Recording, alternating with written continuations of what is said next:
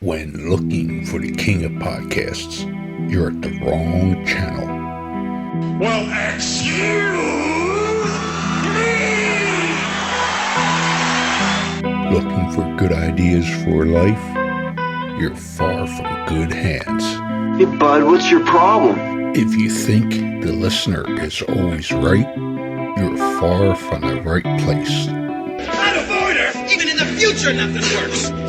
Hosted by a Northeasterner by birth, but a rebel by choice. Are you threatening me? If you want a host that floats between love and madness, and we know the night is always gonna be here anyway. Thinking of you's working up my appetite, looking forward to a little afternoon delight. then play on and listen to Crazy Train Radio. All right, guys, listen to this blues riff and B. Watch me for the changes and try and keep up, okay?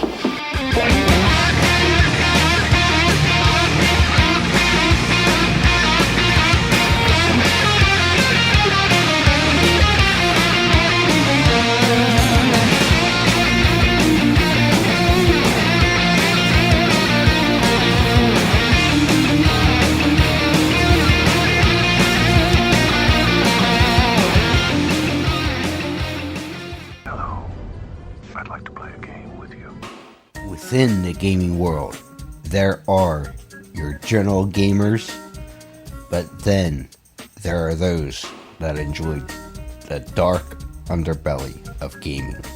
If you're one of those that enjoy the dark underbelly of gaming, we certainly got the place to send you.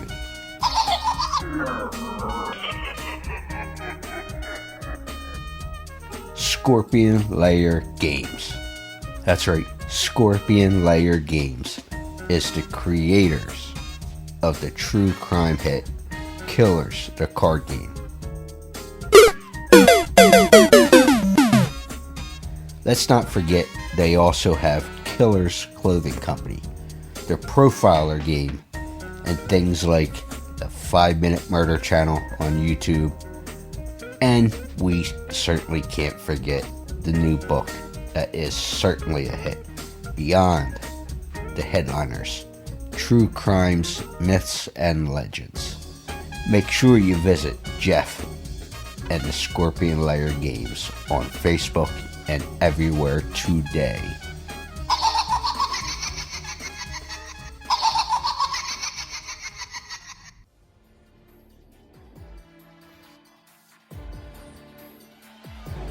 Hello, this is Synnøve Macody Lund, and you're listening to Crazy Train Radio.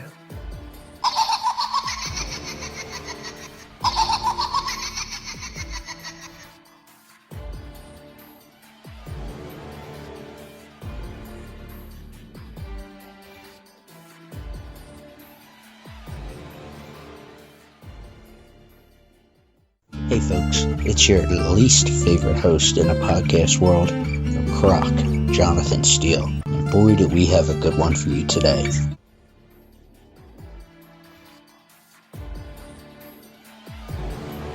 Ladies and gentlemen, boys and girls, children of all ages, this next guest has done so much in her career. She was a journalist, a film critic, mom, most importantly, but she became an actress as a full-grown adult at the age of 34. So she certainly had a maturity about her compared to acting from a younger age. Most of our fans would know her from Saw X, or possibly her Netflix series. But let's go ahead and welcome Miss Synnøve Macody Lund.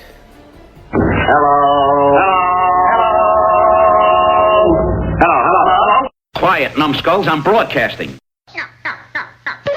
So, good morning, or in your case, good evening. How are you? I'm good. Yeah, it's evening. I'm glad we finally were able to set this up because, there were some health issues on both sides. Nothing serious, folks. No. But the funny thing is, and I'll start here, we don't have to go super deep in it, but you set I said to this morning, or I sent an email, said, hey, if you want to start early, we can. And our lovely guest, Miss Lund, said, nah, I'm going to feed the kids. I'm like, and of course, right away, and she was on the ball. I said, I guess you like them, if you're actually feeding them. She goes, sometimes. So, Not always. yeah, you might love them, but I don't have to like you. But you have to feed them. Always Yeah, have to feed them. yeah, people might knock on the door and start asking questions, you know. We ain't going there. We don't want any No, bad juju. they're Ah, 18 and 20 now, but anyway, it's their most usual question is what are we eating? That's the communication we have now, you know. yeah. They're So 18 and 20. yeah, my son is Are you 20 and sure they're yours? Because you don't yes. look like you're old enough to have an Oh, 18 and 20-year-old. stop it. So Well, you were saying I cut you off there. I'm sorry. no, no, no, no, no, no. What was I saying? Can't remember. So obviously, my audience would probably best know you from Saw 10 or Saw X. However, you've done things across the board, TV, film, a lot of international projects. So I like to ask, when people are so diverse in what they do you have a favorite medium you've done? Whether it's television, film, stage, whatever? Yeah, well, I do not do stage at all because Yeah. I started acting when I was 34, and I'm almost 50 now, so I've been doing this now for like 15 years.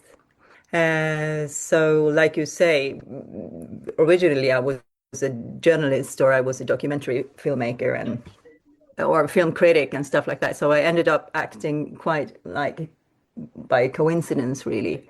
Uh, but so I don't do stage, so I don't have any actors education.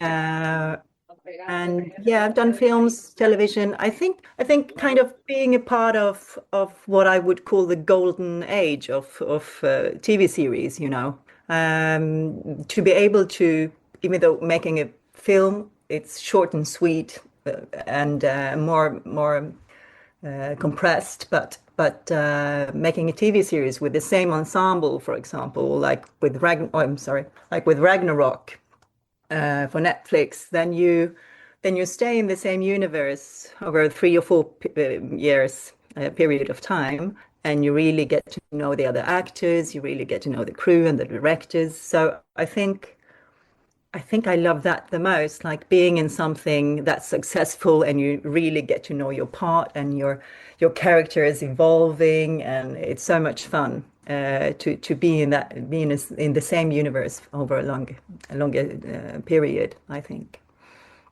Well, with that being said, and that's obviously been I guess, a trend lately. Everything's a universe and Yeah. whatnot. But with that being said, and most of the folks I've talked to who play a character, on a regular basis, like say for a TV series or whatever the case may be, even Mm, film, whatever. mm, When, for you at least, do you have a feeling that you own the character? Because, like with TV, for example, I'll use Friends from the 90s. They would mm, have the same cast and crew, but the change would be, say, the director or and occasionally a writer. So the philosophy I heard was, there's a certain point that the actors who are regulars on a show have ownership of their character. So with the mm, stuff you've done, have you when was that point you say, if you see a weekly script or whatever the case may be, you go, mm. I don't I I don't wouldn't, know yeah. about that. I I wouldn't wouldn't do say that. She that. wouldn't do that. No, she wouldn't do that. Yeah. Oh, I think you would also be able to say that in a movie, let's say, if you've studied your character hard enough. But I think your point is very valid. I think it's kind of like in either way, it's like mid production. When you've kind of tried out, you've been kind of visualizing this character or being in it for some time, and you've felt you felt the whole. You've seen also stuff, and you like with in Ragnarok,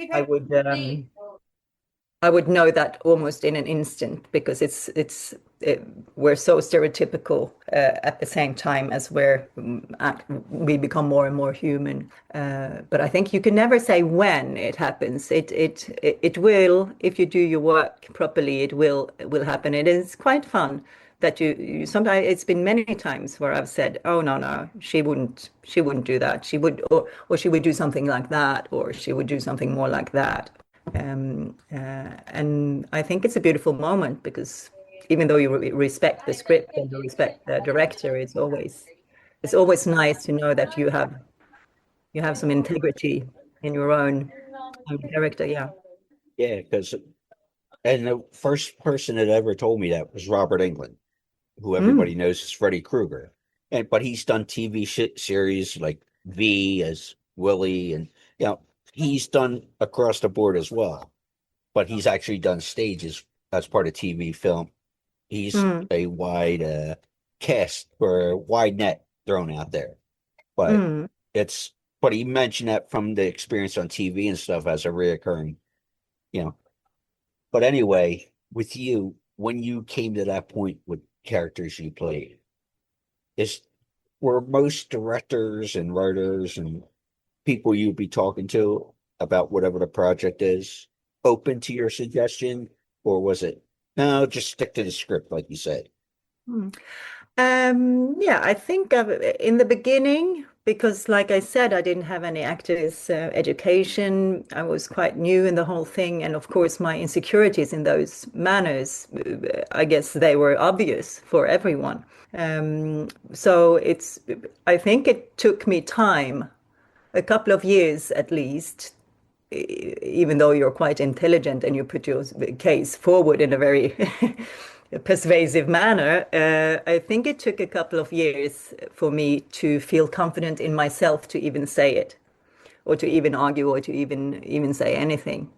I think I was a very good girl for a good while there, but that's why I also say, like I say, it's really, really freeing when you feel this and you've integrated your character and you tell your story and the director goes, yeah, you're right, actually. I'm getting a lot of memories now from, especially from Headhunters, the first movie where I tried to do this, but I was not allowed. Or one time it went through, but yeah. So you mentioned, and I didn't notice, you said you started acting at 34. And yes, she does have a background in journalism and as a film critic, etc. But do you feel you were more ready to the successes that have come your way, whether it's award shows for TV or not so much, well, that's not what the recognition of good work or the response from Saw, which was an established franchise, obviously, at that point. Do you think you starting at 34 compared to, say, a young adult, 18, 19, 20, in that age range when we're first considered adults, do you think, hey, I'm 34, you're at a different place in your life. You've had some life experience. You are kind of grounded in a lot of ways, if that makes sense. Do you think it has made you a better performer? Absolutely. I really think so, at least in my case, because I'm quite timid and introvert in them as a person in some ways. But I think, and also with fame or with just putting yourself out there, to have started for me with this when I was 19 could have, as with anyone else, destroyed me, of course. And also in regards of being a woman, young in the industry, all that. At the time, I was young. So I'm really grateful, really, that it was possible to do this and to start a career like this and to make a jump or to change my whole profession. And doing something, like I say, I'm a bit timid and shy. I would never be in front of the camera. I would be directing, I'm an academic. I would review films. I would never be here, So it took me some time, and it took, I think, actually, the thing when I had kids, I stopped caring so much about myself or what other people thought or my appearance, or, when you're really tall like me and you're blonde and you're blah blah blah and you're smart, it's always like a mix of who you are inside and what other people perceive you as, and I find it so beautiful that kind of in my prime I could start to do something that would scare the shit out of me before, and do stuff that I was afraid of, but feel this mastery and feel the kick out of doing that, in my mid-30s. I don't think so many other people have done that, and I'm really proud and impressed that I had the guts to do it. And ever since I started, I can't let it go, So, Well, was yeah. there a certain point that you said, and you were doing well as a critic and a journalist, and you had this career established, but was there a particular moment that you said, you know what, I want to try to be on the other side of the camera? You didn't know where it was going to go, but, let me actually try what I talk about and criticize. Yeah, I think, it's quite personal in many ways. Like I said, I had kids. I had been out of my work as an editor and a film critic for some time, been taking care of kids. I guess when you become a parent or a mother, you use these 3 first years kind of just getting used to that whole experience and to master that before you. Here in Norway, we can if we can not work. There are very good social solutions for us to be able to stay with our kids as long as we want. So I think it was a very natural growth in me that, like, okay, I've done all these things before, and I kind of suddenly felt strong enough to express myself, whether it was writing my first novel or putting myself out there, and doing stuff that I wasn't necessarily the best in, because I was a very good student and always very good at everything. And to do this leap was I think, yeah, it's not coincidental that it happened at that time. Also, when you've been with kids for 3 years, you're like, oh my God, get me out of here.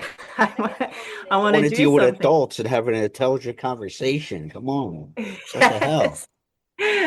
And maybe also I wanted to be about me again, No, so it was, at first I was auditioning for a very long time because I had this urge to get out there again, to get a proper job where I really, which really combined everything that I had been doing before. And there was this position ready open at the NRK, the Norwegian BBC, as a new host for the film program there. They always had like so I auditioned for this, and it's like a really communistic Russian always process these, how they, what do you call, when you apply for something like that, it's audition, and it went on for half a year. And in the end, it was only 2 people left. It was me and the other guy that I was the editor of the film magazine in Oslo. It was me and Einar. So we just thought, oh my God, we're going to get this. And the couple of the 2 of us, we're going to run the new film show on NRK. And then it ended up being the guy who'd interviewed us. He got the job, and we've been doing this auditioning for half a year. And I think at that point, when I realized I wasn't getting that, I was in this performative mode. I put myself out there. I've been working so hard to get this position as a new film profile, and I didn't get it. And a week after, they called from the casting bureau that was casting headhunters. So, and I was already in the flow, I was already, oh yeah, whatever, send me a script, I can do anything. And I went to the audition and I got the part. So it's always hard work, but maybe working for something else and a door that doesn't open, but then another door opens. So that's how I ended up in as an actress. Yeah. So, and your thoughts on this has probably changed at different stages of your life as well. But from the professional side of things as an actress, how do you define success? I don't know. Would it be money in a bank? Would it be awards? Is it, the international acclaim? There's so many different ways you can take that. I think for me, because it was, maybe it was a secret dream or something, but because it wasn't like my goal, but something that happened very naturally. For me, success is not, just getting that part in Headhunters like a rookie, like the first time, like not having done anything before. That thing happens and you could be a one-hit wonder. But the fact that I managed to continue doing this on an international level, just taking the steps higher, higher, higher, and getting better, and being allowed to explore this craft, that's for me one of the most beautiful experiences I've ever had. It's kind of like an American dream, very much, I think, for many. So for me, that story, how it happened, and that I was able to keep on doing it and evolve is my personal level of success, yeah, or definition, I guess. So, as I mentioned previously and in the introduction, Saw X, how did that come to your table? But, we'll start there. How did that come to your attention? It's quite obvious in the script, I guess, that this Dr. Cecilia Peterson is very much Norwegian with her Norwegian father. So they went straight to the Scandinavian agencies, and I think they tried some girls before me there. And then Kevin Groitet had seen Ragnarok, I think, on Netflix. So he specifically asked them to contact me or my agency, and then the part was an offer. As far as I remember, there was no audition. There was just a talk with me and Mark and Oren, and I was available, and I knew, as a film critic, I knew very well of the franchise. And for me, it was like hilarious. And I just loved the thought of, because I knew if I was to be a villain in a Saw movie, it's going to be a complex and really interesting part. So I said yes, straight ahead. And they were really, Kevin was really, he had seen Ragnarok and he could feel that I was right for it. So it happened really it's fast. Funny, you just mentioned Mark and Arn. How was it working with them as far as the whole process? Did they come to you right away? Hey, we think Cecilia Peterson, this is how we'd like you to take it, because this movie is a little different compared to the others, as there's a little more, I would say, depth in the story. Yes, it's the typical Saw thing and all the bells and whistles you come to expect with that series, but there was also more story to it, if that makes sense. So how is it working with Mark and Oren? It's more like a mainstream movie. Yeah, it's not a movie that only the Saw fans would appreciate. It's a movie that anyone can appreciate, I think. If you can take some gore. Yeah. But Mark and Oren, it was they're like the coolest, funniest guys in the classroom. Quite different they are, but Mark is like really, really, really hands-on on small details. Oren a bit more relaxed, but has a good overview and a very much a heart also for the franchise and what it's supposed to be. So they really helped me understand this universe. I hadn't seen too many movies before, so they could tell me, okay, if you want to only watch 2 films, like, then you watch 1 and 3, and then we could talk about that. And Mark would also be on set very often and have very, very, very clear meanings about the shooting and what we needed. And so yeah, it was. I felt they really felt for the project. They were really engaged, very much so.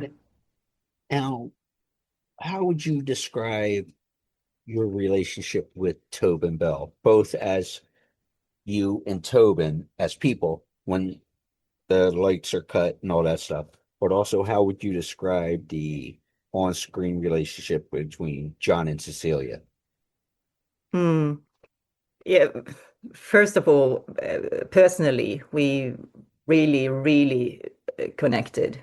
I think we were, like I say, I'm a bit timid, or not timid, and I'm extroverted as well. But we have the same rhythm, me and Tobin. We have the same calm. We have the same.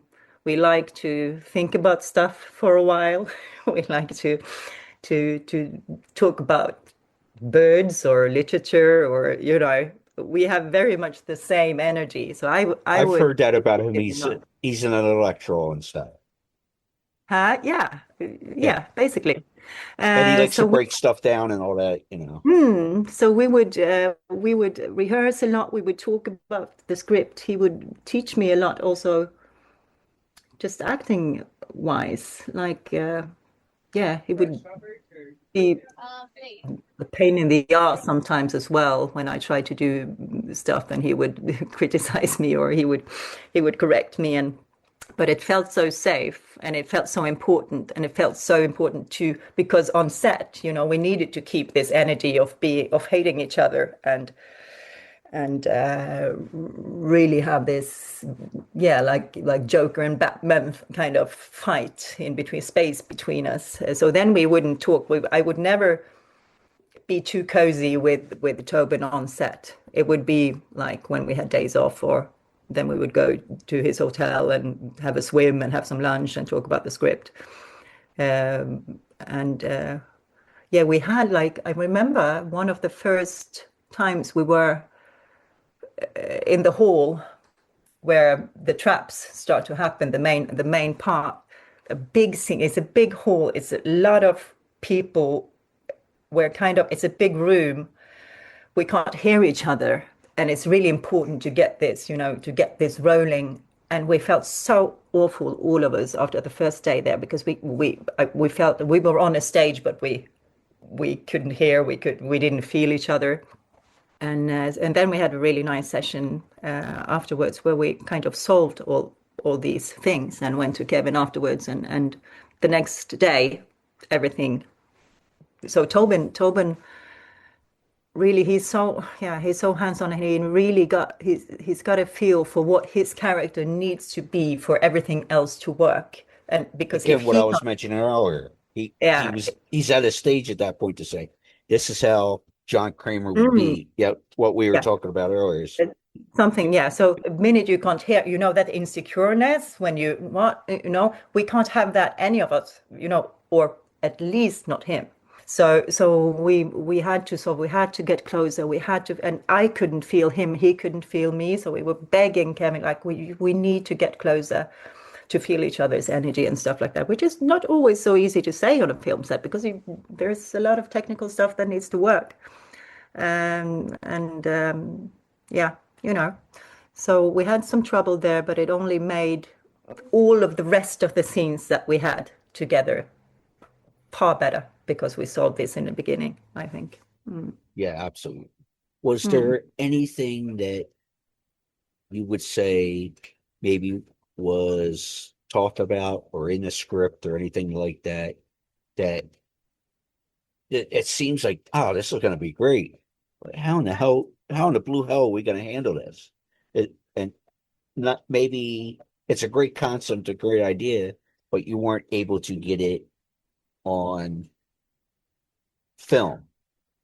Yeah, I guess that the Saw franchise has had many, many, many moments like that because of the traps and because they're so intricate and analog and it's difficult to film sometimes. It might have seemed great as an idea, but when you have the physical product, it's a lot of things that got to work.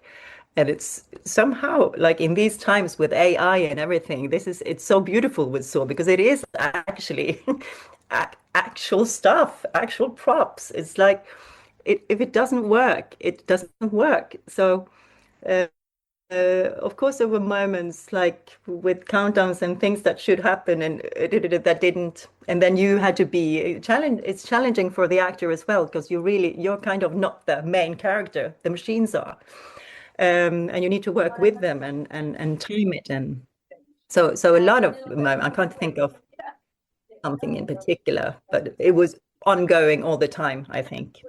But that's Yeah. filmmaking. It's adjustments, adjustments, adjustments. When you think you have it, it's like, oh, there was a light there that didn't switch on when it was supposed to, or Yeah, because it was funny. I was at a horror convention in the LA area this past weekend, and there were some actresses who I've gotten to know over the years from a particular horror franchise. They are all sweet ladies, lovely ladies. Uh, three out of the four of us are texting each other, or, just even to go, hey, how you doing? This, that, the other, right? Real life stuff. And it was funny because in that environment of the convention, there hmm. was a fan when I went to go say hello to the one because we haven't seen each other in person in a while. So she was talking with this fan and she was talking about another actress in the franchise, about a particular stunt and her death and Mm. whatnot. And, you know, it was a cool story because from secondhand, but I said, hey, I don't know if you know this. I told her that particular death, they were supposed it as gruesome and everything that it was, but especially for the time, because it had to do with drugs and addiction and all that kind of thing. Mm. But I said they were supposed to do more, but it was the ended up not working because of the props and stuff they were doing in the Mm. 80s. So it's that whole Mm. great concept. This would look good, but they when it came time to do it, it wasn't working how they wanted to. So they scrapped it. Mm. And I think it worked Mm. better for what they were accomplishing and how they did it, what is in the Mm. movie.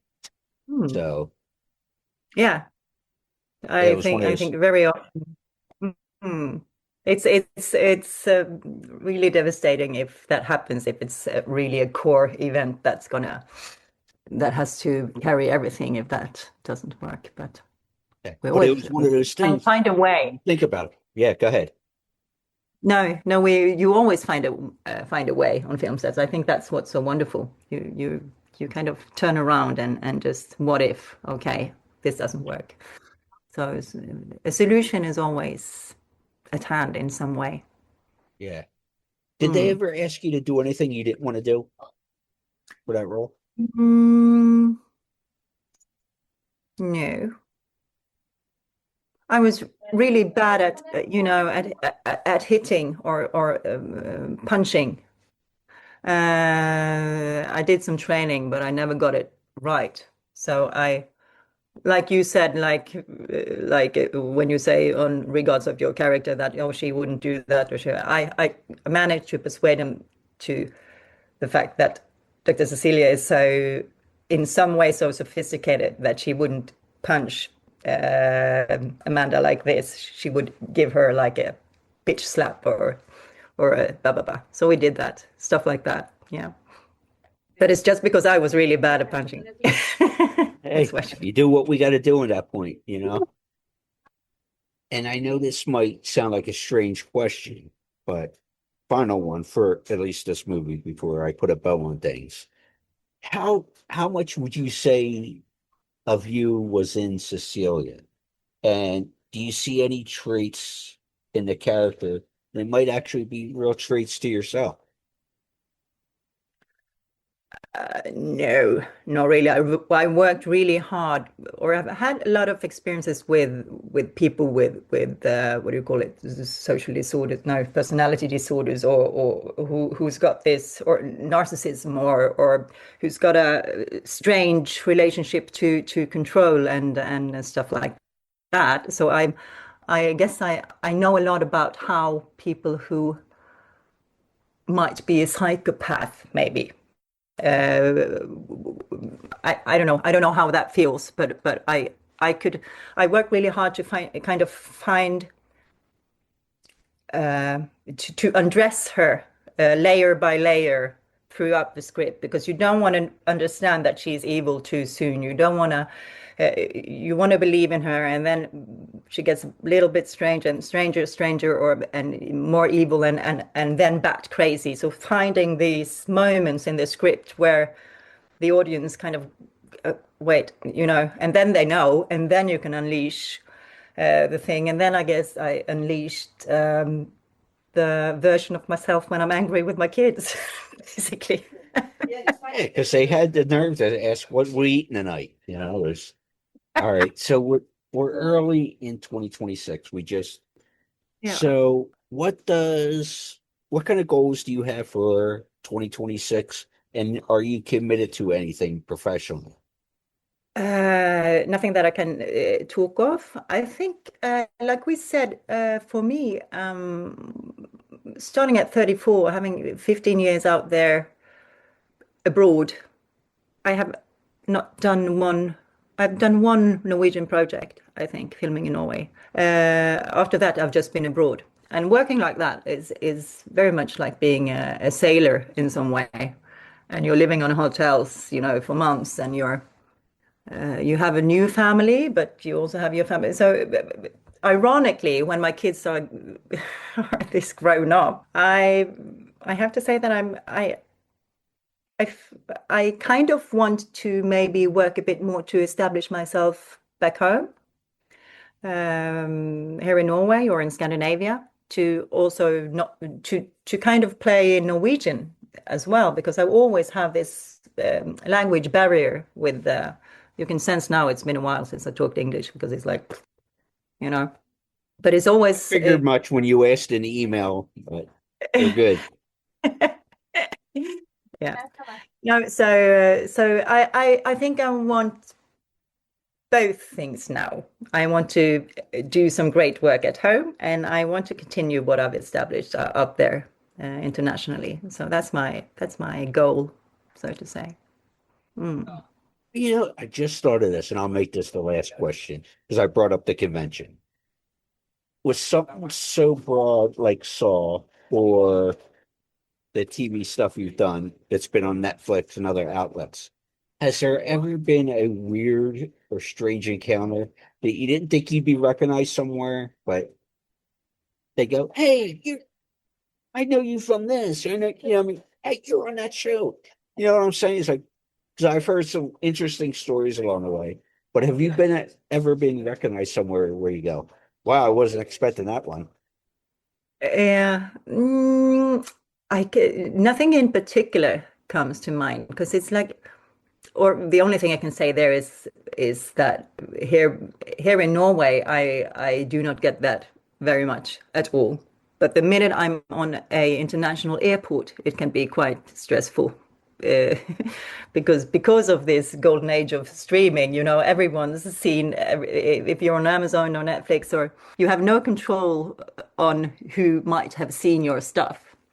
So I think it's more situation based, that on airports I'm prepared for anything, for any encounter, or any nationality. Basically, they're all fans of whether it's Saw or Ragnarok or stuff like that, Well, I appreciate the time. Thank you so much. Thank you.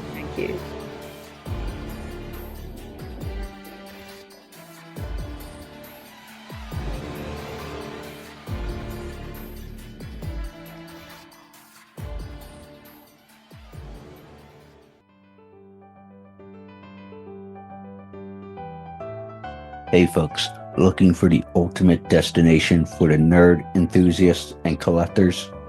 Well, we found the spot for you. Nerds Nest Collectibles is a haven for nerds, geeks, and fans alike, as they have many different products and certainly more to come. Make sure you go ahead and visit them at nerdsnestcollectibles.com. Check them out.